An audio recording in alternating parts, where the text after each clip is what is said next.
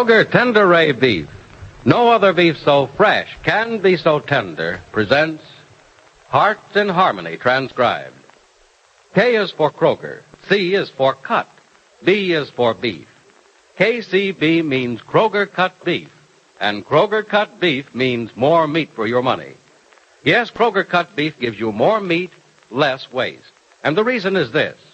Before the meat is weighed and priced, the Kroger method of cutting beef removes excess bone, excess waste, and stringy ends. Mind you, that's before the meat is weighed and priced, which means more meat for your money. And it's top U.S. government grades of beef. It's tender, juicy, rich red, and marbled with just the right amount of flavory fat. Yes, in Kroger cut beef, you get a better value in top-grade beef. For example, take a specific cut of beef, say a Kroger cut chuck roast. Before the roast is weighed and priced, the Kroger method of cutting beef removes excess waste and stringy meat. That means you get a better value because you get more solid meat, only a minimum of bone. Yes, you receive more meat, less waste, whether you buy a steak or roast. So visit your neighborhood Kroger store soon. Get Kroger cut beef. It gives you more meat for your money. And now, Hearts in Harmony. When young Nora Williams came to live with Penny Gibbs and her family, she had no idea that she would fall in love. Nor did her father, Paul, suspect that she would not only fall in love, but want to marry. But then Paul Williams, like all fathers, had a hard time realizing his daughter was 18. It was with full realization of this, and a lot more, too, that he rings the doorbell of Penny's home this sunny afternoon. Good afternoon, Mrs. Billy. Why, Mr. Williams, come in. I haven't seen you since the night of Nora's birthday party. How are you? Fine, Mrs. Billy. Well, you look simply wonderful. What a wonderful tan. Well, the farm keeps me outdoors most of the time, Mrs. Billings. If it isn't the sun, it's the wind. Sometimes it's both. Oh, it must be lovely out at the farm these days. Well, so far, so good, Mrs. Billings. All depends on the rain we have this year. Can't be too much or too little. We people who live in towns forget the importance of rain. Most of the time we grumble about it. Not even rain will grow anything in a city street. Listen to that. Thunder in a cloudless sky. Well, yes, there's not a cloud in sight. But it sounds as if you'll get the rain you want. I hope so. Is Nora here? Oh, no, I'm afraid not, Mr. Williams. I wish you'd called before you came. I sent Nora out on some errands. Well, as a matter of fact, Miss Billings, I didn't come to see Nora. Oh? I'm probably taking a lot for granted and certainly taking advantage of our one meeting at the party for Nora. But to tell you the truth, I've come to see you, Mrs. Billings. To see me? Yes. Well, it's about Nora. Well, I think I understand, Mr. Williams. Come in and sit down. Oh, thank you. Penny's upstairs and Jed's sleeping in the sunroom. Peg's in the nursery with Valerie, so you can talk without anybody hearing you. Well, I was sure you'd understand how a father feels when his daughter and only child tells him she's going to be married. Yes, I'm sure I know how you feel. It's quite a shock, isn't it? Certainly is. To me, Nora's always been a little girl, but, well, all parents have to face the truth someday. Children don't stay children. Mm-hmm. Pretty soon they're adults. Mrs. Billings, I'm going to impose on you if you'll let me. Impose on me? How? Well, Nora doesn't have a mother, as you know. In all the years since her mother's death, I've tried to do the best I could to be both the father and the mother to Nora, and in some ways I've succeeded. Well, I think you've succeeded in a great many ways. Oh, I'm happy with the way Nora's turned out, but, Mrs. Billings, with marriage so close to her, Nora needs a mother's advice or a woman's counsel. I know very few women. I'm close to none. You're virtually a stranger to me, too, but Nora's fond of you, and I'm fairly certain you're fond of her. And you want me to become a sort of temporary mother to the child, don't you, Mr. Williams? Well, I'll be glad to. I think I might have taken it upon myself, even if you haven't asked me. I had an idea you would, Mrs. Billings, but I thought you'd feel better about taking Nora in hand if I asked you first. Well, I don't think you need to worry about that. Look who's here.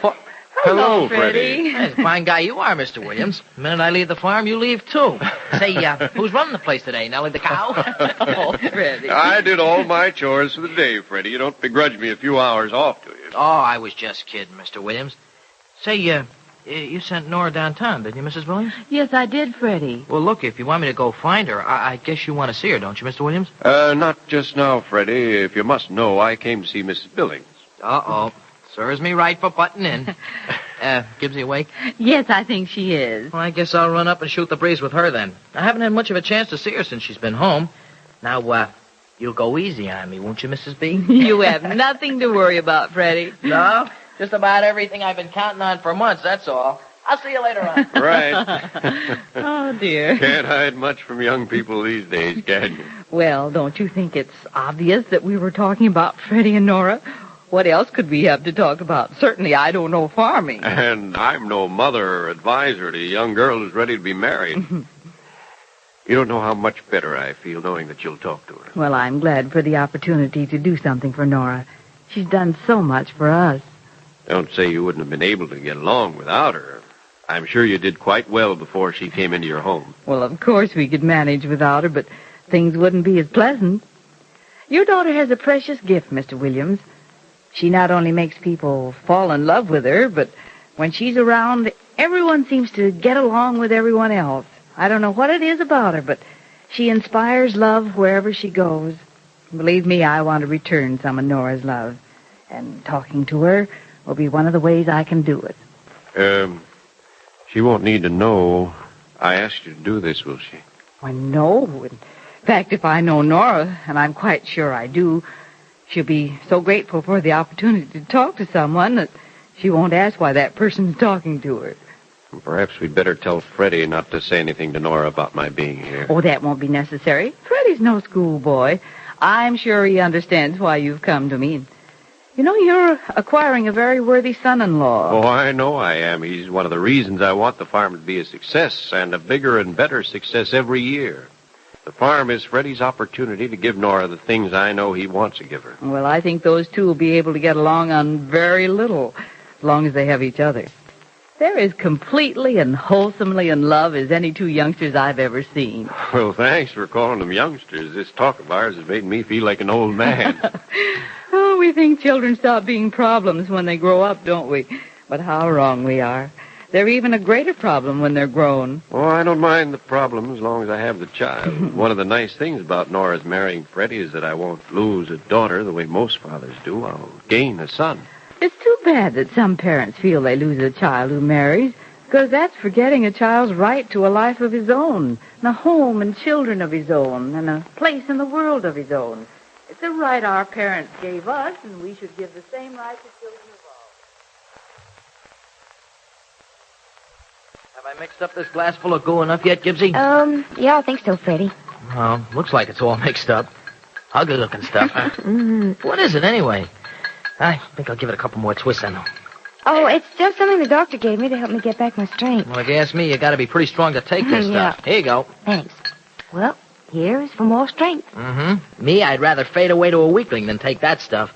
Hey, don't gobble down so fast. Oh, I have to get it over with in a hurry. Well, you sure did. Hey, you want some water? Oh, no, thanks. Just put the glass on the table, will you, Freddie? Yeah, okay. There you are. Oh, thanks. Who's downstairs with Mother? Mr. Williams, Oh, Mr. Williams. you can guess what they're talking about, can't you? Yes, I can, but I don't know whether or not you can. Look, I didn't just get out of kindergarten the day before yesterday. I guess that Mr. Williams is sort of worried about Nora. Mm-hmm. You know, getting married is a sort of serious business, isn't it? It's more than sort of serious, Freddie. It is serious. It's one of the most important things in a person's life. Yeah, I guess outside of maybe being born and dying, it is just about the most important thing. And it's one of the scariest, too. I didn't know anything frightened you, Freddie. Well, nothing I can see and touch, no. But getting married is just one of those things that you think about. And the more you think about it, the more scared you get. Say, Gibbsy, being scared about getting married, it doesn't mean that I'm not really nuts about Nora, does it? It could mean that. But, Freddie, in your case, I don't think it does. Being frightened by the prospect of marriage in your case means you understand the seriousness of it. Well, doesn't everybody think it's serious? No, Freddie. Unfortunately, a lot of people think marriage is a lark. That's one of the reasons so many marriages go wrong. Well, I don't see where there's ever a guarantee that a marriage won't go bust. Love guarantees it, Freddie. Love and understanding. Maybe understanding even more than love, because love blinds you to a person's faults, and when you're blinded by love, you can be unhappy and not know why. Oh. But understanding lets you see a person's faults and how to live with them. Well, I don't think that Nora's perfect, Gibbsy. Oh, she's as near perfect as they come, I guess, and she's a lot too good for me, but... Gee, Gibbsy, you know, it scares me when I think of how good she really is. Maybe I oughtn't to marry her.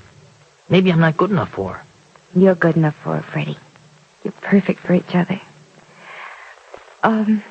What kind of a wedding are you going to have? Now, that's the thing that really scares me, the wedding. Oh, you aren't going to fall apart, are you? Maybe.